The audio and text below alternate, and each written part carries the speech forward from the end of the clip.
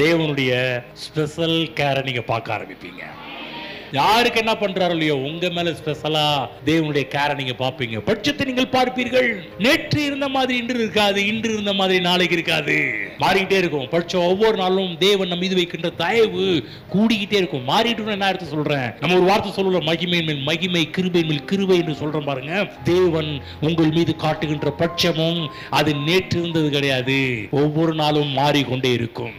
ஒவ்வொரு நாளும் தேவனுடைய அன்பை பார்ப்பீர்கள். பைபிள் போடப்பட்டிருக்குது, கர்த்தருடைய கண்கள் நீதிமான்கள் மேல் கண்ணோக்கமாக இருக்கிறது. தேவனுடைய காருண்யம் நம்ம மீது இருப்பதனால அவருடைய ஸ்பெஷல் கேரை பார்க்கிறோம். அவருடைய கண்கள் நம்ம மீதே இருக்குது.